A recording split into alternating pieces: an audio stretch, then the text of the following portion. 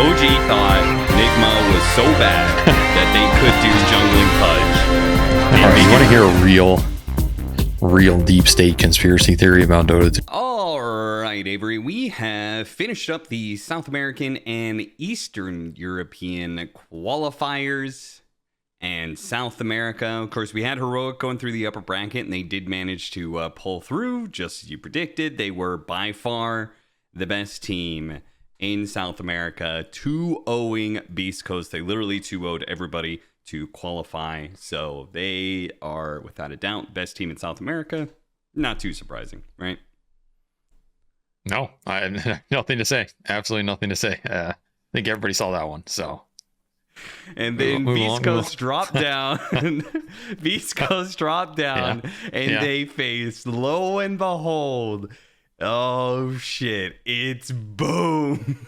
They ran through the lower bracket. They beat 4 teams to get there.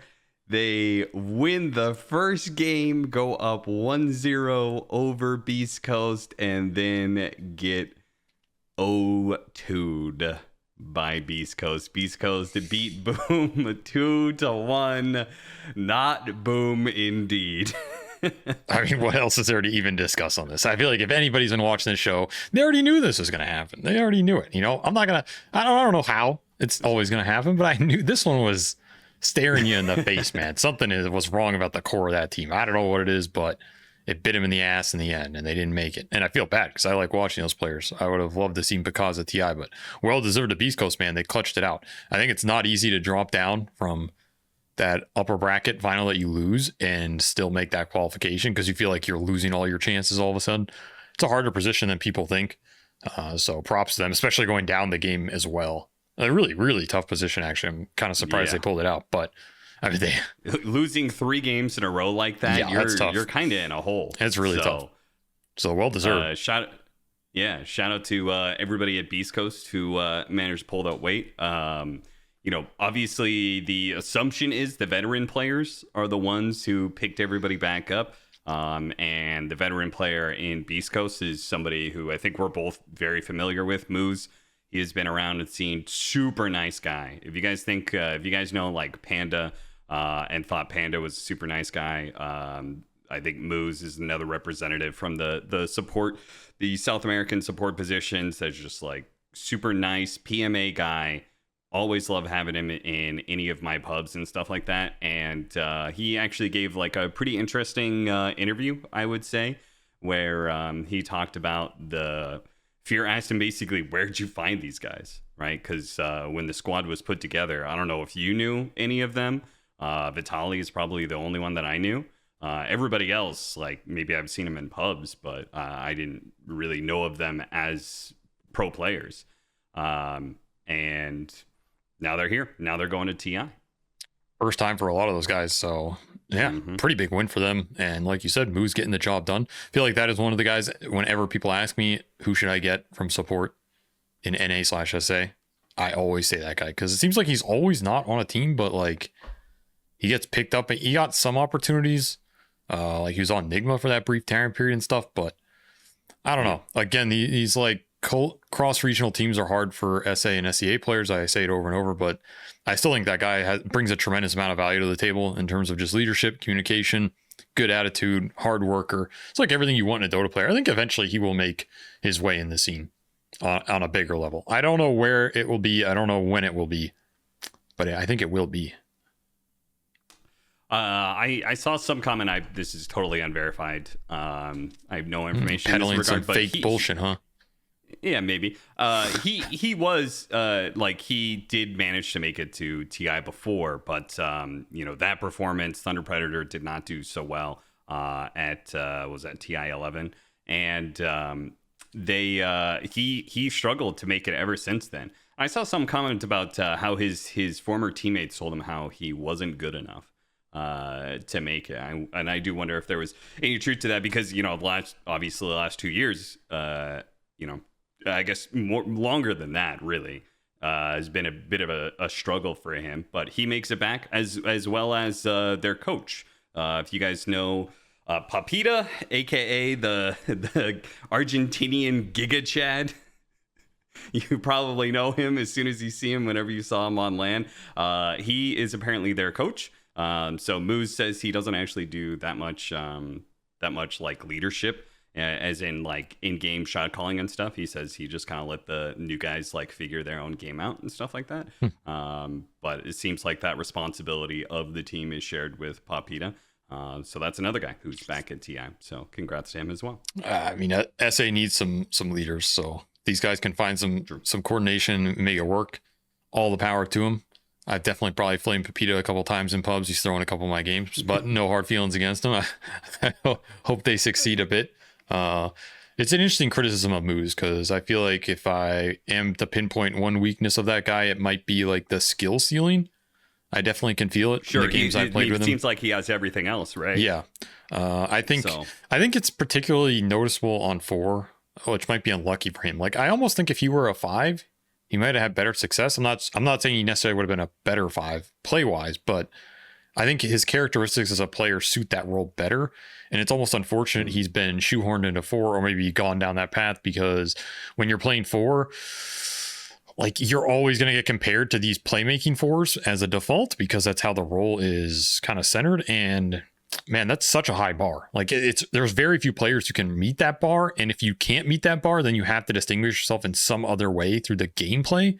And that's really tough, because there's just not a lot of people who can do that. And it doesn't mean you're a weak player, but it means then you need to just bounce it out in the composition of the team in order for you to use your strengths. And that's not always what teams are looking for in the 4, right? There's not a lot of historical teams that have looked for like the non-playmaking elements in a 4 as the strength of that player that they want to pick up. I mean, the biggest one that comes to mind, I think, is Misery, because I think Misery, he was a good like player in terms of skill back then and stuff, but I think his real strength was he was like the captain, shot caller, map movement guy on like that DC squad he had success on and stuff like that. And he had Soxa as a 5, right? And Soxa as a 5 was obviously super high skill ceiling. So he could play more greedy on the 5 and make plays. And I remember Soxa talking about that when he wanted to go back and start playing again as support, like, he wanted a 4 captain to bounce him out. That's how he viewed it. He didn't want to really play 4 because he felt like that bounce worked better for him. And eventually he figured it out. And I think Snaking was also a good fit for him, because Snaking is like a huge shot caller and bounces all that stuff out. So even if Sox is playing 4, he's just going to play his heroes 5 or 4. He's just going to do his thing. And maybe he talks more now than he did back then, but he needed that to bounce him up. I think Moose needs that kind of person. I don't know who that looks like in SA or what that looks like. Maybe he's going to build it on his own and figure it out.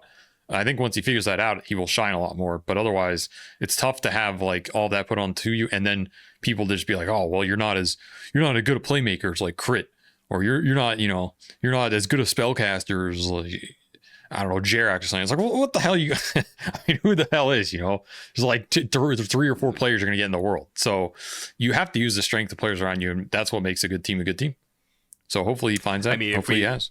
If we talk about the 4 position role last episode and how that is one of the, I would say, the most desired roles, because it has so much freedom and stuff like that, it does mean that you are going to be compared to some of the absolute best peak players in the world, because it is such a desired position in that regard. So you better be damn good. And now he's moved over to 5 position. They've gotten to TI. He says, that's just the start of the road. Obviously, any veteran player who's been to TI knows going to TI and getting last place, as you said, it sucks. So we'll see how they manage to grow and improve, because they obviously did not stand up to heroic very well, so they still got a long ways to go. But they kind of represent the new generation of South American players, specifically Peruvian players, which is the same story for Eastern Europe. Now, Eastern Europe only had 1 slot, and whereas South America had 2 slots. This 1 slot ends up going to 1 win, no contest, really. They dropped a game early on against Night Pulse, early on against Navi, but then they 2-0'd the upper bracket final and 3-0'd the grand final against 9 Pandas. So another situation where the top dog in the region cemented the fact that there is really no contest between them and everybody else. Or just had better shit figured out. I mean, honestly, that region's pretty contestable. I think it flip-flops every qualifier. Like we saw Navi qualify, we saw VP qualify, now we see one win qualify. It feels like every qualifier there's just somebody who has their stuff going better than everybody else, and it isn't close. So this is their time to shine. They got a ticket to TI, see what they can do there. If they can get there, hopefully the visas work out for them. There was like some drama about their players though, right? One of their guys has like a VAC ban or something. Oh yeah, I mean that's whatever. VAC bans are I view them as kind of whatever, because I don't know when he got his VAC ban, but I did see that. And VAC bans have no I mean, they might lead to something. I'm just saying, watch those SSDs, you know, it's a slippery slope. Those CS players, man, watch your SSDs on that LAN. That's all I'm saying. Cover them up. Well, everybody else on the team, hopefully there's no controversy there, though there is Chira Jr., who, of course, is most well known for the whole Quinn copy pasta. He was the reason why Quinn went on that whole, can you play a real hero, yada, yada, yada, which is... When I found out about that, I was like, what? I hope they play against each other. He's a new player. Like, what? I hope he plays Pango against him, dude. Some broken hero. I hope he plays Pango against him. That would be so good. Whoever gets that match. Oh, my God. Juicy right there. Yeah. I guess the biggest question is how many of these players are actually going to be able to make it to Copenhagen. Hopefully they all do, because they are all kind of, again, representing the new generation of Eastern European players. I thought Betboom was the new generation. Well, they're the old generation at this point. Oh, they're the old? Well, who the hell is like... The generations go quickly in Dota, man. You said it yourself. You can't stay on top for long. Not that... A generation in Dota is not like 2 years. Like, give me a break. Wasn't Betboom these guys like the generation of miracles? They were like slated to take over from Ramses and Solo and those guys. And Ramses and Solo are still playing. These Betboom guys. So now there's another new generation. How many new generations do we need, man? Like every team that wins now is a new generation. You're telling me the next qualifier that some team wins over one win and they're the new generation now? Like these guys are old. They're already retired. You get one TI. That's it. Yeah, generations happen fast in Dota. I don't know what to tell you. Not that fast, bro. I'm not calling them no new generation. That's too much. That's too much credit. You even know how old these guys are? Most of them are like 20. Yeah, new generation my ass, bro. This guy's probably been playing for like 10 years. Been probably playing since like second grade. Longer than I have. They ain't no new generation. I'll tell you that much. Listen, man. Toronto Tokyo's 27. All right. Yeah.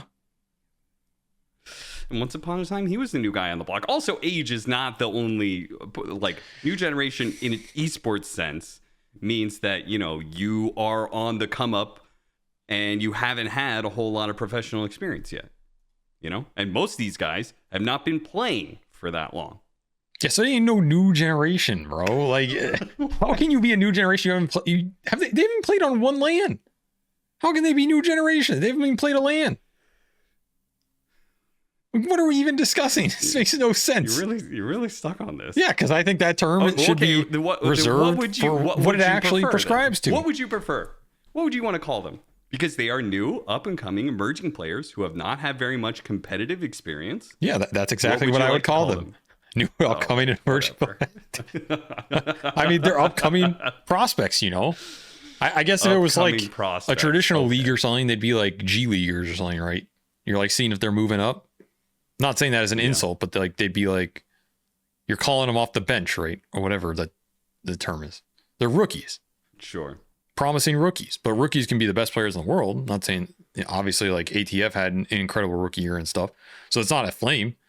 But to say they're the new generation, bro, come on, man. Come on, new generation. Like, what? You're not even giving the old generation a chance. Betboom had like 2 years. That's it? They're done now? Well, they're old news? What did they do with that? What did they do with that? I mean, they got a lot of top 30s. They need new hope. Eastern Europe needs a new hope. Where is Team Spirit in all this? Are they just like out behind the dumpster now? No, they already made it. Oh, they're not even a generation. Yeah, and they're well, then at some point they must have been the new generation, though. They are the kings. Kings need princes. So, at what time were they the new generation then? And that's what I'm asking you. At TI 10. 4 years ago. So basically, any team right when they're winning is the new generation. That's all I'm learning from this. And then the second if they are new players, yes, that makes no sense. So how is Miposhka the new generation? He's like one of the longest veterans in all of Dota 2. Well, obviously wouldn't apply to Miposhka. Oh, because it's only the select new players on a team. So that's what you're telling me. New generation is just the new guys on a team that just won, that may never win again, or might win again, doesn't even matter, that then extends to whatever their next one. That's the new generation. If I called them the new generation of players after they qualified for TI10, that would apply to them, yes, outside of Miposhka, but it would apply to basically 4 players. So this goes back to my point. Basically, every CIS team that wins a qualifier is the new generation. That's what you're telling me, because that's basically what's happened to every team that's won a CIS qualifier. Is they're the new generation of Eastern European Dota. That's my point I'm trying to get across. If they have less competitive history than the previous generation. So that is a generation. A generation in Dota 2 is just till the next qualifier. That's generation. That's no, because there are plenty of other teams that are more veteran. There are lots of teams, lots of players in this qualifier that were all much more veteran. They did not make it. If you can call one if win, Solo they were the new generation. If Solo and his boys would have won, you would have been like, oh, Solo leading the new generation. Leading the new generation of players. Yeah, if Yellow Submarine won, new generation of players, satanic. You can't just like locked in terrible contract. New generation of terrible contracts. New generation of terrible contracts. Like, you're just gonna say this for whoever would have won out of that region because they're all young dudes. Wait, where's this terrible contract? Isn't that the whole deal with him? He's like locked behind some massive paywall. Wasn't that who that Quinn tweet was about? I don't know. Who is? I assumed it was him. That up. Who is this? Well, that tweet might have been about somebody else specifically. I don't know. But I'm saying it kind of started with him, right? Like, people wanted to buy Satanic out, and he's like stuck on that contract for like 30 years or something till he's like 84. I don't know, man. I have heard something like that. Yeah. Sucks for him. I mean, I don't know, but he signed it, so he must have got something out of it. I mean, people act like it's like easy to not sign a bad contract. It's not true. It's really easy to sign a bad contract.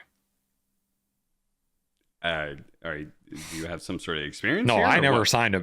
I'm not talking about me. I'm just saying in esports, if you're some 16 or 17-year-old who doesn't have a lawyer, has never done any legal business, you get a contract from some team. It feels like your only chance to maybe go and play in like the tier 1s and do something. You're generally going to sign it, right? You're going to get this kid to sign it. That's my point. Now, is that good? No. Obviously, there should be stuff that prevents that, and like, but the scene doesn't have any player unions or anything to guide the new generations into the future of Dota 2. So they're just kind of screwed. That's how I see it, which is sad. But like, we had a chance to develop player unions in Dota 2, and we didn't. And that's all I'm going to say about it. Oh no! What happened? That's all I'm going to say. Sounds like there's more to that story that could there be were told there were many opportunities to develop player unions in Dota, podcast. But parties could not agree on what those unions were supposed to do, which is fair. Which is fair. What parties were that? I mean, players. Ultimately, what it came down to. Do you like, were there sides, factions? Yeah, you're fishing for some drama. Fishing for some drama today. Look, I don't want to get into that. Would you say it was region based, perhaps?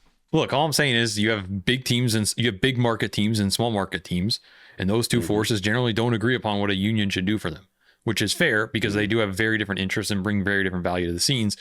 But at the end of the day, I think it did end up hurting the scene as a whole, longevity wise and quality for especially the new generations coming up, because there isn't a union or anything to join that can protect them on some of these regards. So that's not going to change anymore. When would you say that these times occurred when these conversations were happening? Dude, I know you know this story, so I don't know why you're trying to ask it in some roundabout ass way. Like, I'm going to start calling people out, because I'm not going to start calling people out because there's a bunch of legal shit with that. I'm not going to get involved. I'm just saying conceptually, this is why player unions are good, because you can protect the people that come up and maybe don't have the resources or knowledge or time or opportunity to turn something down on their own, right? That's the power of something like a player union, which I think is. I'm going to assume it was at a period of time where players and teams had a high amount of power No, I'm not going to have this talk. I'm not going to have this talk. We're moving on. We're moving on. Any high market team, new generation of conversation is going to come up right now. We need a new generation of conversation. 2017 to like 2020. Anyone there? Yeah, I think that's when we were all in your mom's basement. I think you nailed it there, Austin. So okay. All right. She watched this podcast. My mother was the. We're gonna edit that out. All right. Edit that one out. I don't want that in here. She's not gonna edit that one out. That's okay. Leave it in there. I don't care. New generation of jokes. I don't know why that was such a sticking point with you. Because I think you need to respect terminology in competitive environments. Otherwise, none of these words mean anything. Especially as a broadcaster, Austin. You should have some more sanctity for the terminology in the scene. Especially as a broadcaster, phrases get overused all the time. You overhype things all the time. Yeah, that's on you, brother. That's on you. That's not on me. You do that shit. That is part of the job. You do that shit. I don't do that shit. Okay. New generation of voices. Southeast Asia and Western Europe have also started. We already got the first round of Western Europe literally just wrapped up about an hour ago. Juicy. Some spicy matchups. So we had Tundra versus the new generation of Navi. That's right. They destroyed them. In Navi New Junior. generation of Tundra is too powerful. Absolutely destroyed Navi Junior. Team Secret came in and took down Mouse, which I was expecting that to be one of the closer matchups and the upper bracket matchups, just because Mouse seems to be kind of on the up. After all, they qualified for Riyadh. Right? Yeah, but they're not a new generation of Europe, so like, there's only so much they can do. I mean, I would say they're an old organization, right? Not a new generation organization. The org they got that going against them. Very old. Yeah, so that's and the players themselves are not a new generation. That's right. Because they have been around for a very long time. So they're in trouble in the professional. They're in trouble. So yeah, they would not represent the new generation. Entity versus PSG Quest slapped them. Ended up going a little close, but it ended up going 2-1 to the favor of Entity. And then the last matchup, which was maybe the most surprising to me, that it was kind of close. Nigma could have won that game 1. They did win the game 2. And 52-minute. I fell asleep. I didn't watch game 3. But I saw a lot of people very angry about Kuro's Warlock. Oh, God, dude. That team is might have to go back and watch that one just to have an opinion. That team, I'm not even saying this as a Nigma fan. You know, I'm a fan of that team because of my boy Sumail on it. And I like most of those guys. GH, he's a pure soul.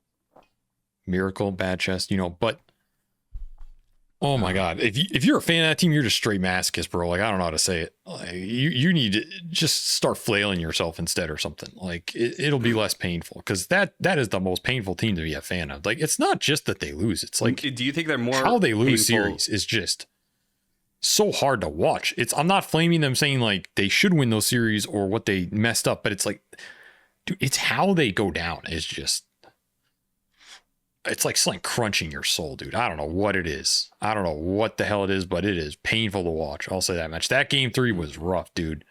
That game 3 was rough. That draft was rough.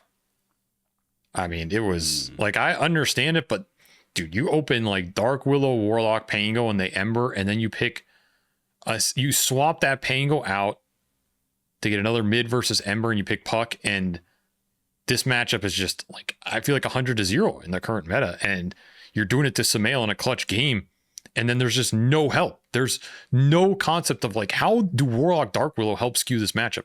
Maybe Sumail thought he's just going to outplay this kid. I don't know. Like, sometimes Sumail can be like that, you know, props. Okay, you go for it. Cool. But on paper, dude, I did not like that trajectory in that draft. And I just think it's like, you're just putting yourself at a huge tempo liability. Like, they had a goddamn Jungle Pudge and they lost lanes, man. Come on, bro. Like, come on, bro. Oh, like, what are we doing here, dude? Like, that's what I'm saying. It's not just that you lose. It's like demoralizing the way it happens. That's why it's so hard for that team, because when they lose, there's so much expectation and pressure on them. I feel for them. It's like double a loss, you know? It's like you lose the game and then you lose that mental game. in the social space of just like, God damn, you know, we lost another series and we're supposed to be like one of the best teams in the world. And then there's like always some shit on top. Always some shit on top, man. Game 3, Jungle Pudge. You lost to Jungle Pudge. Like, was he actually just straight up jungling? I actually thought it was a cool strat. I mean, definitely some pocket strat OG pulled out. It was not random and it was actually pretty good. So I'm not saying like they lost to something terrible, but like, that's what I'm saying. There's always something on top, right? Like meme wise, just like you lost to Jungle Pudge, just straight minute 0, wishing well Jungle Pudge. And he had more net worth than your mid at 10 minutes, you know? Why? And you didn't get punished anywhere. You didn't get punished. Whisper alone in lane. He just 1v2'd. And like because they was the thing is their lanes went like that Warlock their lanes went kind of bad. Like the Nigma didn't get a lot, and this Morphling free farm or they moved Pango there, which I also think was like okay, but ended up being weird.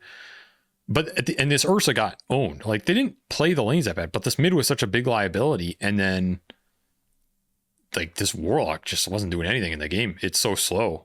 This Pudge strat definitely took advantage of it. Like you can jungle, Warlock's not going to just chain kill your Enigma, so they got away with it. Enigma just did not play that game well. They were playing pretty well in the first 2, but they did not play that game well. And I mean, you lost to Jungle Pudge, man. I don't know. Like I'm not saying you can never lose to Jungle Pudge, but like my point is you're adding salt to the wound, right? Because it's just you feel worse losing to something like that than if you just lost a straight up game.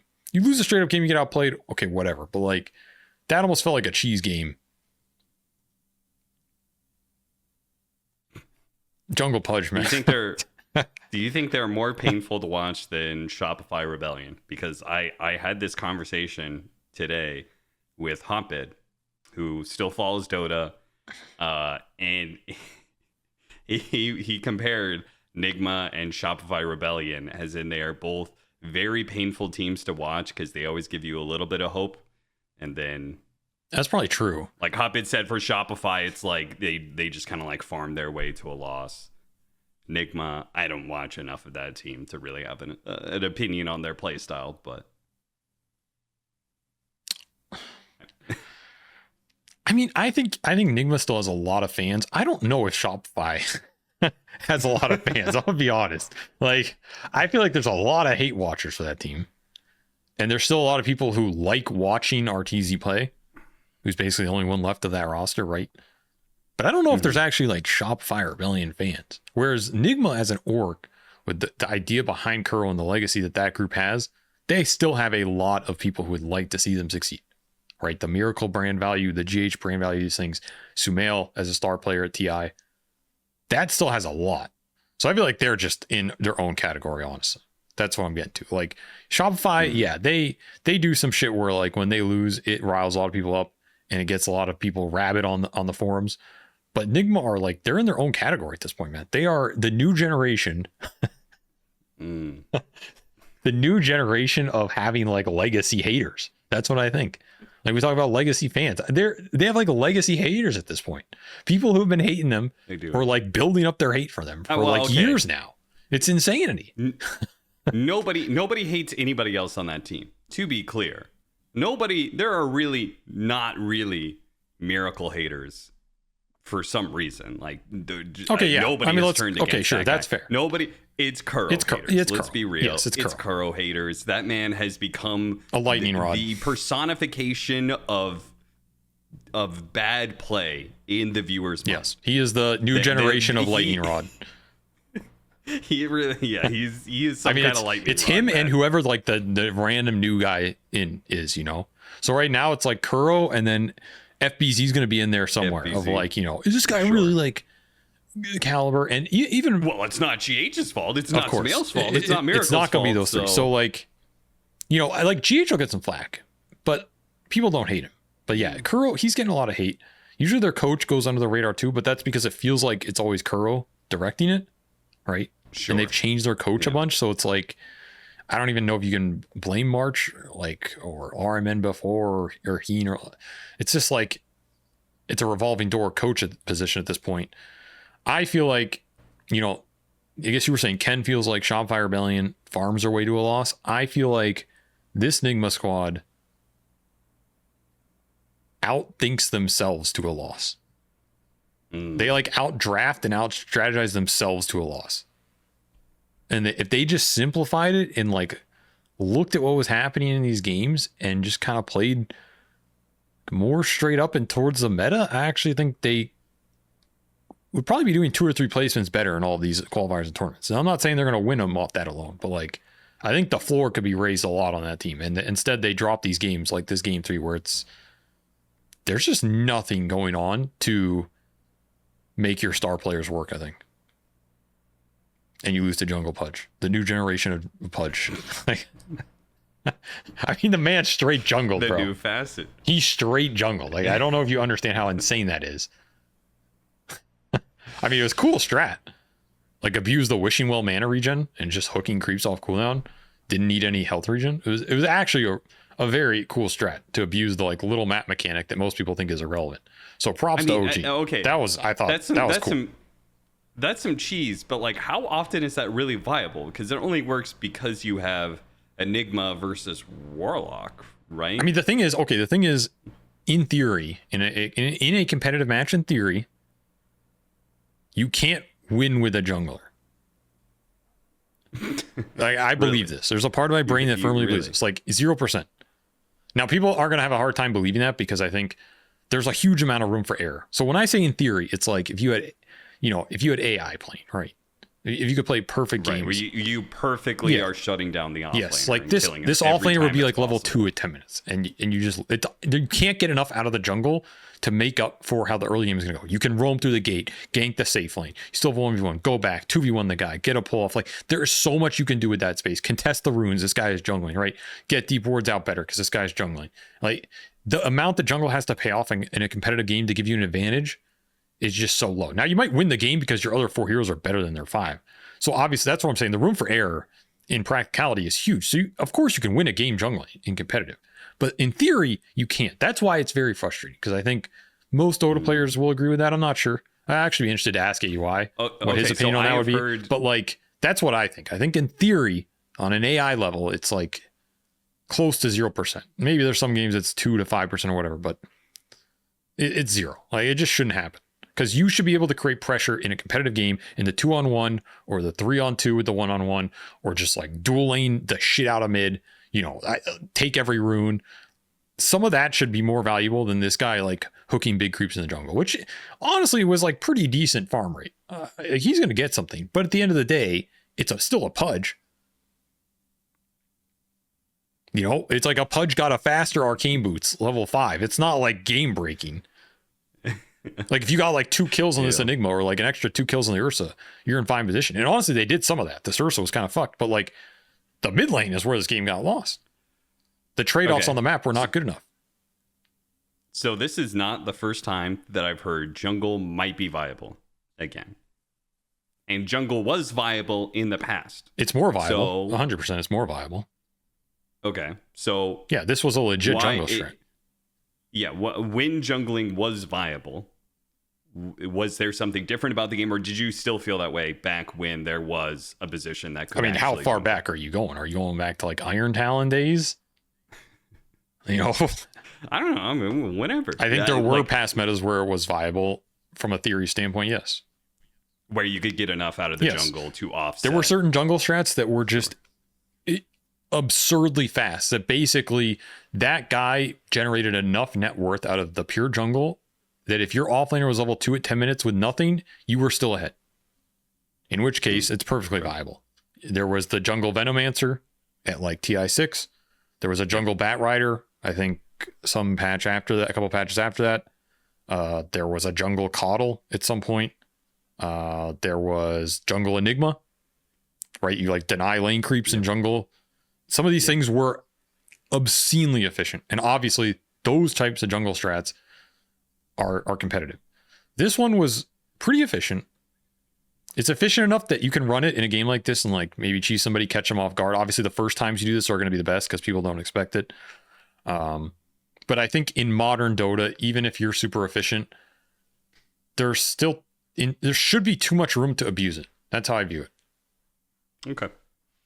But so I just wanted to be clear that there were situations where you can get enough out of the jungle. You're saying just right now, you don't think you can, but guess we'll see over I think time. you can get enough for See if any other junglers you can get pop up. enough for it to be viable within the room of error, but not if the enemy executes well.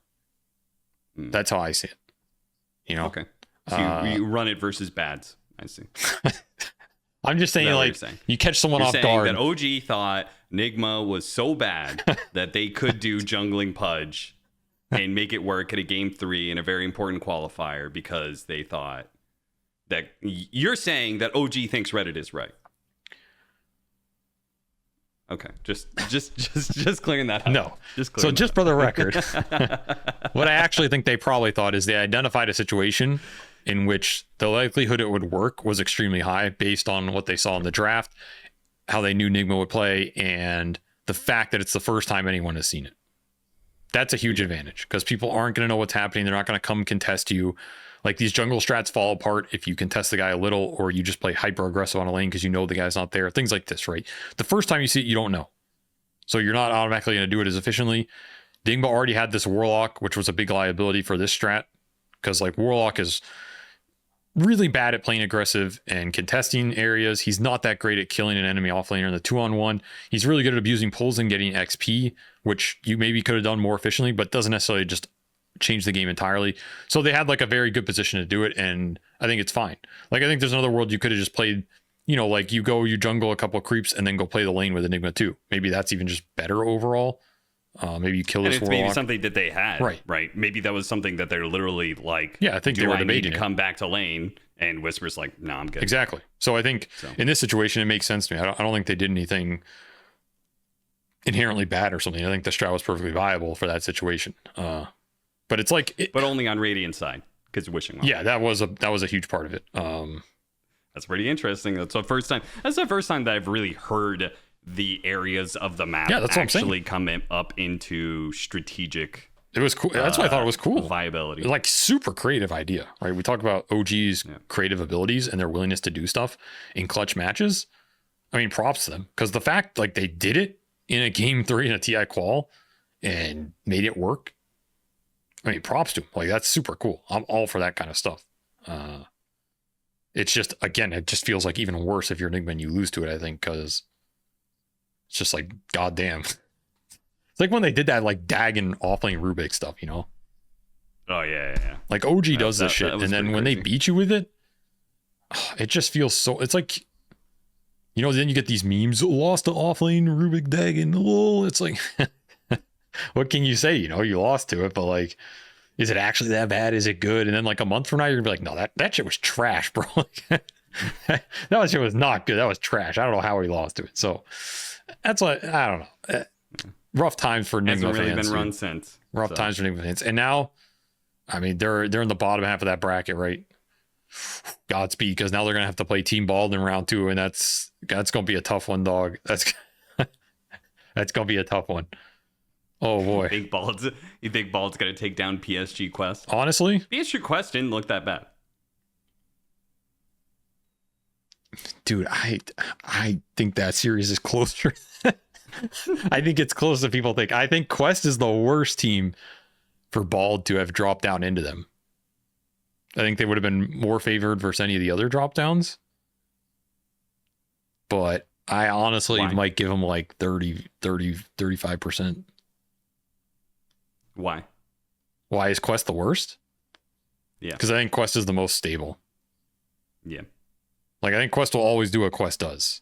So Bald is going to have to play up a lot. Whereas some of these other teams might have they also choked. Play slow, which I think is usually better. Right. But I also think that slow is like, I don't know, man. I actually just don't. I actually think it really might come down to like, if Gork actually plays well. I hate to say that, but like, Gork is play wise. I'm not saying he's the weak link, but like the disparity between him and TA2000 in a game that goes 60 minutes, right? You're going to take TA2000. I don't know what the margin is on that, but like TA2000 is the better player. So it's a professional. But I do think Bald has like, they have some good socks. Saberlight, man. I was big on these guys. So I don't think that is not a 0% they win that series if Quest choke out or something. But I feel like Quest is too consistent to lose that series, so I'm still gonna favor them, of course. And I think if it was any other opponent, if it was one of these, like the newer generation Navi or Mousesports or Nigma, I think those teams have a lot more variability in them. And I think Bald's chances would have actually been pretty good. So it's actually unlucky for them. They got the one like most consistent team to have lost and dropped down. But what can you do? I mean, it's TI quals, stack True. qualifier, stack qualifier. All right, so we also have the Southeast Asia qualifiers going on at this same time, where most of the expected results, but there was one surprise. So we had Aurora 2-0ing Manta, Bleed 2-0ing Neon, and then Execration versus Blacklist happen. And Blacklist, I believe, was our second. We had Aurora and Blacklist, I believe, were our predictions, correct? Yeah, it sounds making right. it through Southeast Asia. Yeah, that sounds right to me. We had the whole Black Eye rivalry thing talking about. Yeah. So we predicted them to be the second best Southeast Asian team, and they immediately lost to Execration. And what looked like not very close games either. I mean, they had a 48 minute game one, but game two was 24 minutes. That's something else. That is something else right there. It looks like they got run over by Beastmaster Dragonite strat. I mean, maybe people underrating Execration a bit. I don't know, but they're picking Terrorblade, so they're doing themselves a disservice. I feel like that's a good benchmark right now. If you're a team in this meta picking Terrorblade,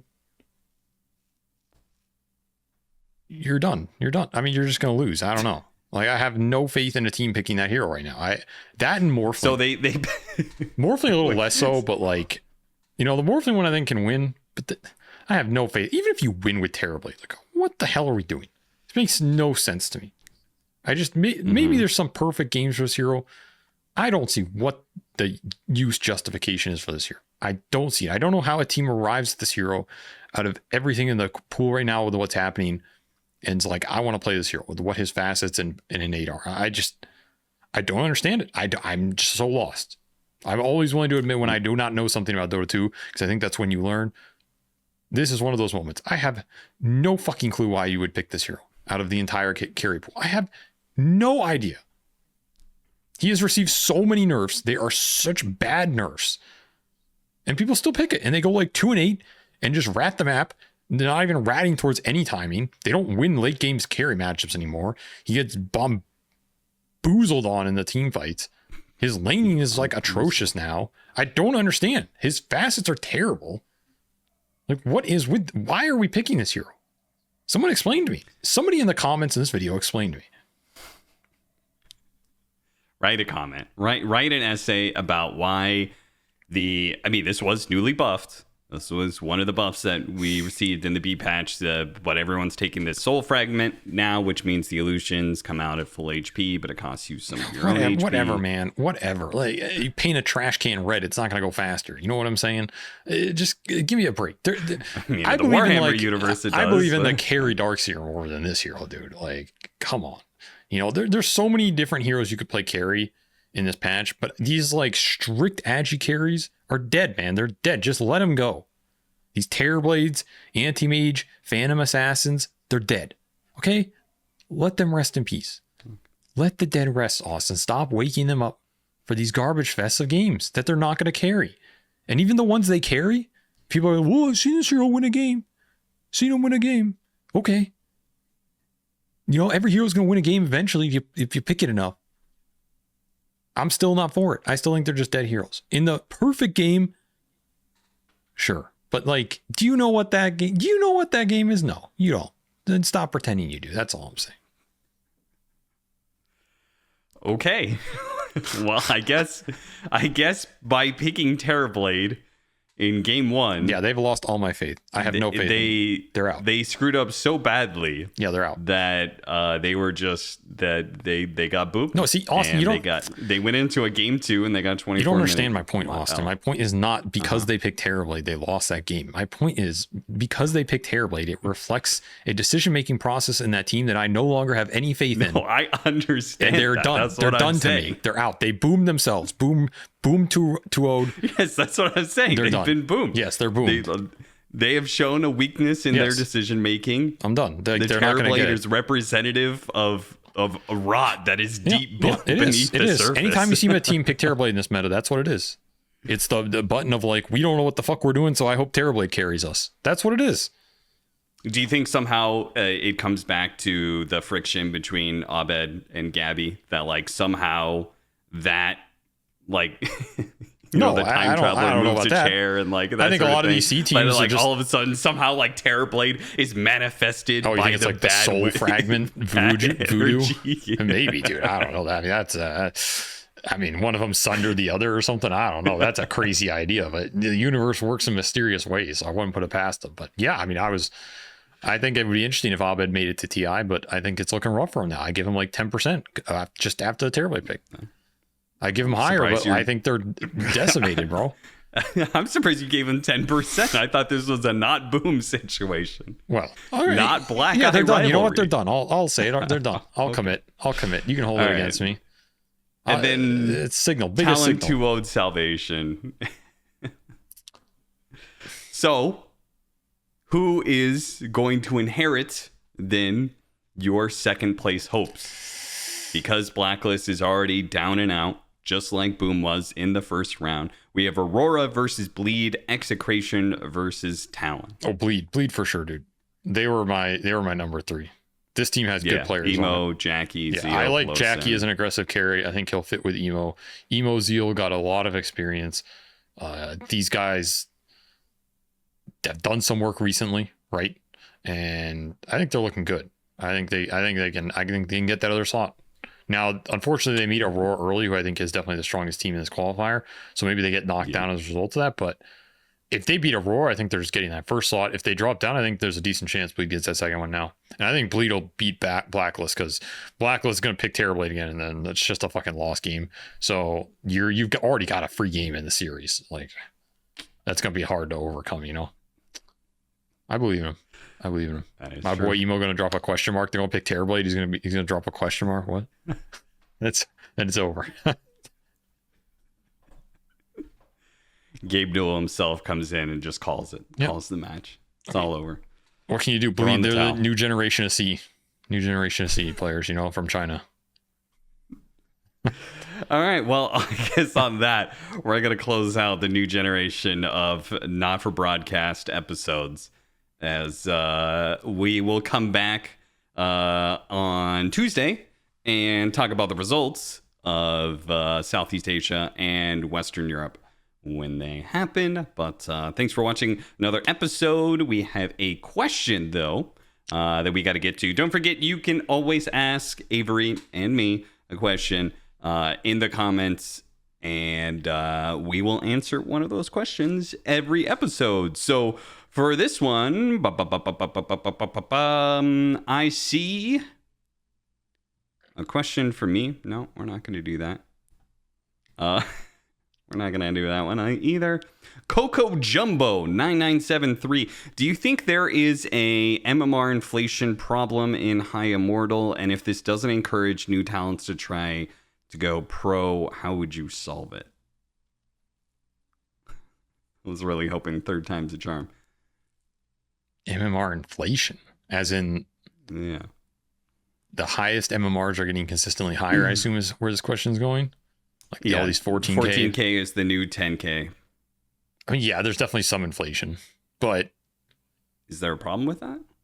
I don't think so. I mean, the problem, I don't think it exists for the ecosystem. Like, I don't think it's any harder to get 11 or 12K because there's random 14K players. So if you get there, you're equally as competitive to get on a top team. So I don't think it actually changes anything bad for the whole pool. The people it screws are those dudes. Because if you're 14K MMR, you can't find games, I think.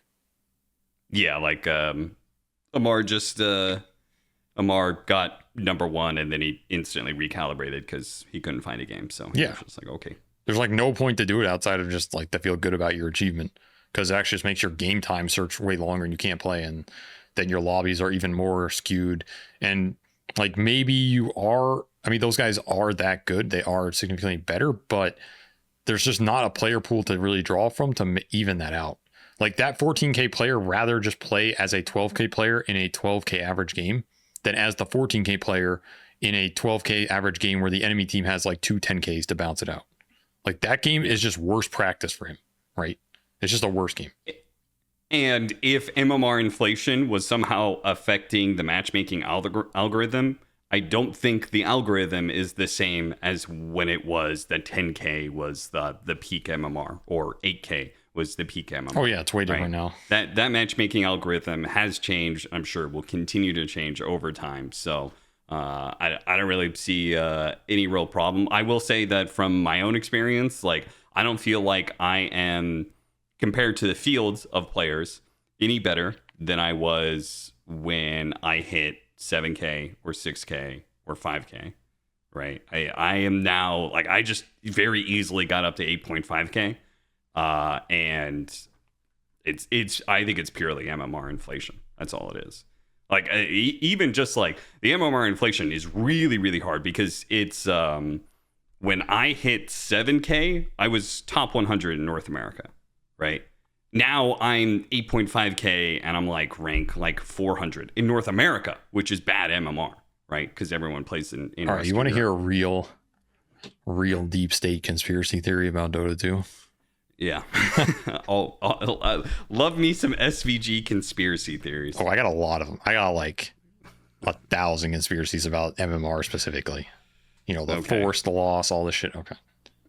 Wait, do you believe in the 50-50 force loss? I don't even believe it's literally true. I had it confirmed by a Valve employee. Gabe Newell at valvesoftware.com confirmed it. You had it confirmed by Deep Throat? That's right. Okay, now here's my theory on MMR inflation. I think MMR moves in waves. So what I mean by that is there are certain periods in Dota 2 where the overall MMR increases. And I think there's certain periods where the overall MMR decreases for the consistent active player base. So when you have periods of player influx, i.e., new patches like, oh, hype Crownfall, right? We got like 100,000 extra daily players that weren't playing before. Guess what all these scrubs are doing?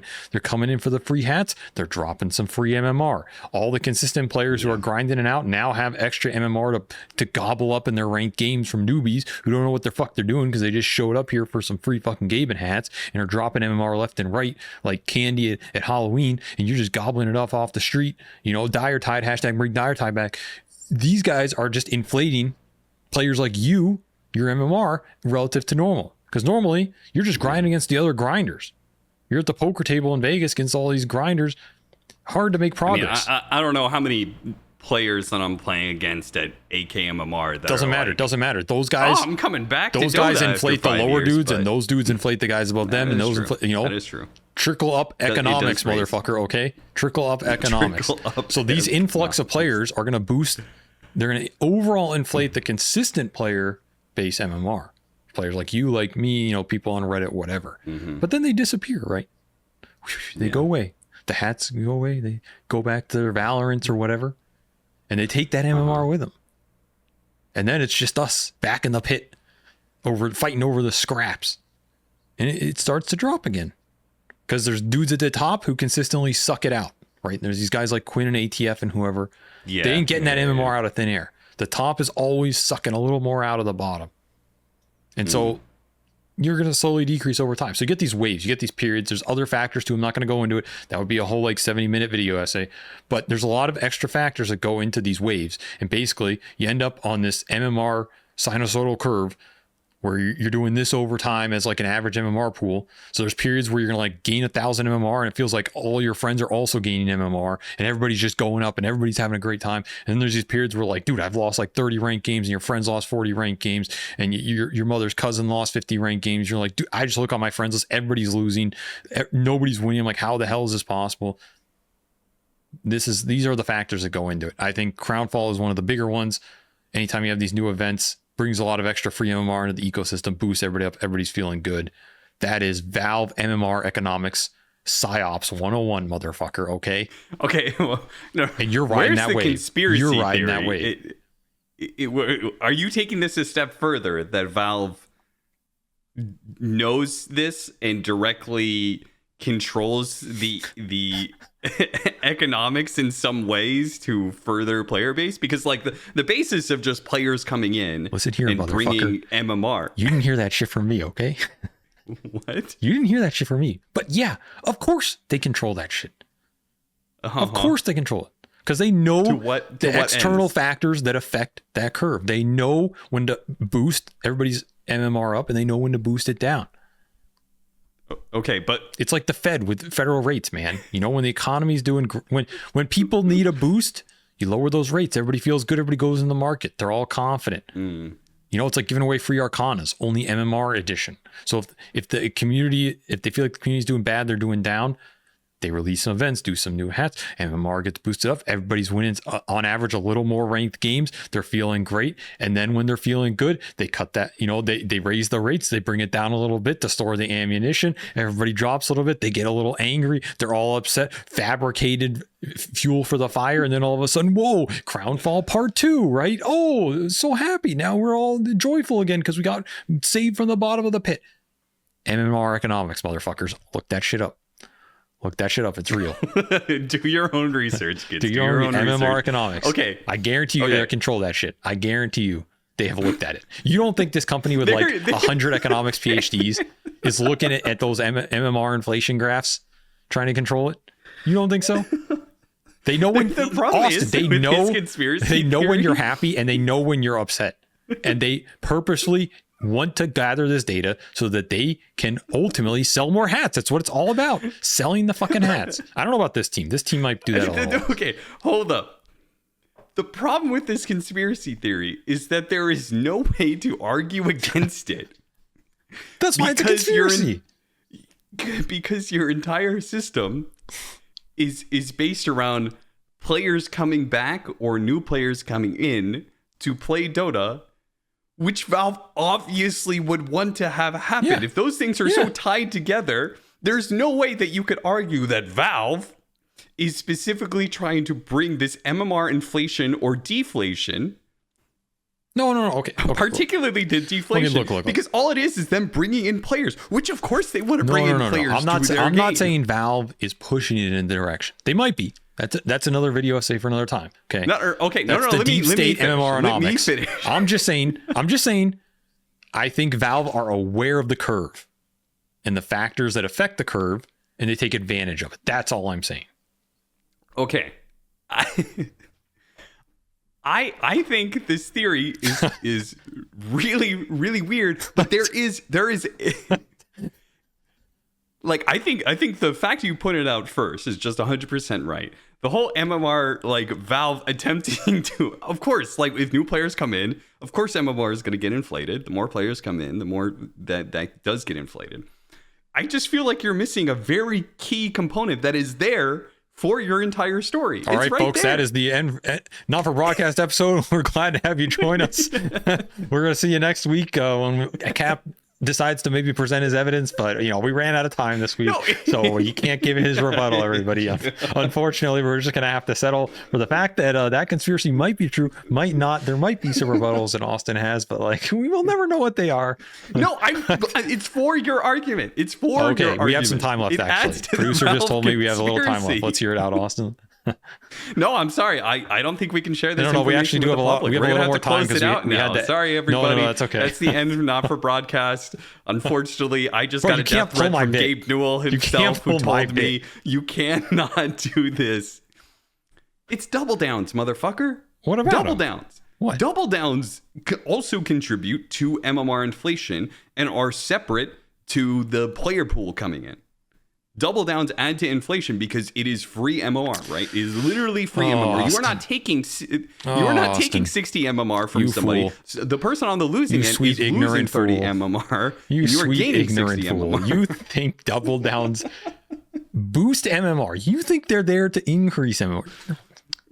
Yes. Awesome. Okay. It 100% you know what? Next does. episode, we're just gonna have to have an entire episode on MMR economics because you just don't understand it at all. Like you are so lost in the sauce. It 100% does. Double down tokens were invented games by Valve to help deal with MMR inflation. They're an anti-inflationary MMR tool. Okay, you are incomprehensibly wrong about what these are here for. They are there for the cocky sons of bitches who think they can predict games right, which you never can. You never can predict a Dota game correctly, and you were going to predict it incorrectly more than the time. That's why betting exists on these things. So they know people are going to get them wrong on average, which means it's a deflationary tool. People are throwing away extra MMR on their losses than they would have normally. This deflates the entire MMR pool. This is why the double down tokens exist during the events, because they know that the events are going to inflate the MMR pool by bringing the new players in. So they release the double down tokens to deflate it at the same time, therefore controlling inflation on both bounds of the curve. Austin, you walked right into my trap, and now you got got. Right. Now you got you're got. Absolutely Okay? right. MMR economics 101, Austin. You need to go back to school. You need to go back to school. You said you cannot predict the outcome, in which case you are 100% right. You cannot predict the outcome. That's right. Of this matchmaking system. That's right. 100%. That's why, just like with gambling, people rig the system. And that is 100% what happens whenever double downs come in. There are some bad actors. You get all of these, people, and they inflate the MMR for themselves. And then that MMR in turn gets it. That is just extra MMR that goes into the system, because then they play these regular games. They're at an inflated MMR. They're giving MMR away from other people. Those people do, but the average guy is losing more MMR with the double down because he's using it to try and get ahead. He's using it to try and get ahead when he's winning, or to make up for his losses. Classic gambling fallacy. Right? He's going to do it at the wrong times. He's going to do it at the wrong times. He's going to lose more. Find me one person you know who's actually made a profit on double downs over the last 5 years. You can't find them. You can't find them. Plus they're rigging games. You can't find them. I went to 8.5K in 8 games. Yeah, well, you're an MMR inflator. I went from 7.7 to 8.5. Congratulations. 800 MMR. All I'm saying is also the concept was a deflationary tool. That's all I'm saying. To combat the inflationary effect of an influx of players. I still think, I do think that it is an interesting concept, that it might be deflationary. But unfortunately, people rig the system. And then also, there is also another factor where some people just grief games at the very start, right? You can rig the system by queuing up with your buddy, and whichever side you end up on, if you end up on two different teams, you decide one's going to be the winner, one's going to be the loser. Boom, free plus 30 MMR between the two of you. Right? You're just creating MMR. No, that doesn't create MMR. But that does create MMR. No, it doesn't. How? You're just transferring MMR. No, the loser loses 30. The winner gets 60. You have just net created 30 MMR out of nowhere. No, you haven't. No, it's a transfer. No, see, what you're incorrect about is that individual transaction does not create the MMR. No, what creates the MMR as a product of that transaction is when that guy who has now gone down 30 to give you your 30 is effectively creating a Smurf out of his own account, right? And Smurfs are an interesting topic for an MMR economics discussion, because Smurfs are deadly in a lot of ways, right? Now, a Smurf that is created off of an already high MMR account. So the guy who purposefully agrees. Hold up. I just want to be clear. That because you are wrong about something, you are deviating to an entirely different what I'm saying subject is, to conversation. All I'm going to say is, are Smurfs created by Valve? That's all I'm going to say. Are Smurfs a product of Valve to help deal with the MMR economics and the MMR inflation? Just asking the questions, Austin. Just asking the questions. Is BSJ an agent of the deep state? He could be. I've met the guy. Anybody who's had a Smurf, it's a little probably weird. Just an agent of Valve. Something to think about, something to ponder as you wait for the next episode of Not for Broadcast, which we'll see if we explore this topic more thoroughly next time. Thanks for watching.